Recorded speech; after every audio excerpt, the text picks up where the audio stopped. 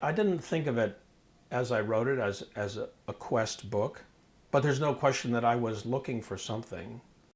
I was at a very turbulent point actually in my life, in the sense that back in 85, 86, 87, I come out of my first marriage feeling like, okay, that's not supposed to happen in my family. My parents were married for, 56 years, my brother for whatever, 20, my sister for 15 at that point.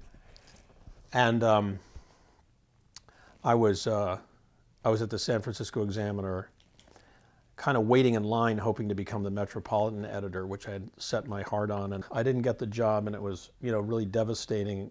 Put me in hospital at the time, and got me off meeting an old thinker in San Francisco who was a well-known guy, Joe Miller, who was in the Theosophical Society and used to lead these walks in Golden Gate Park. And, a lot of people would come to him, and I got an audience with him, and went around to see him.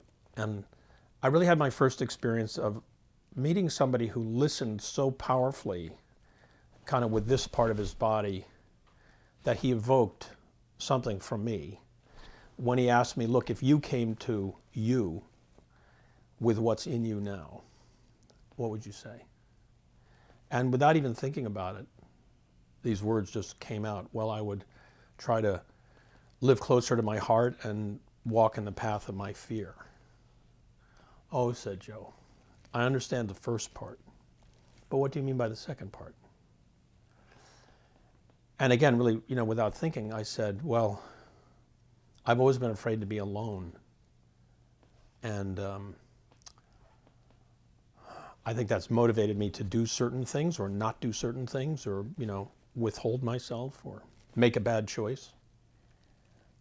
So I said, I think I'm afraid to be alone. And so walking the path of my fear would be to be alone. And as I said it, I thought to myself, aha, I know what I have to do. I have to sail to Hawaii by myself. I have the boat. I could do that if I just decide to do it. And at that moment, Joe Miller said, in the way that people do when they're signaling you got what you came for, he said, well, thank you very much for coming to see me today.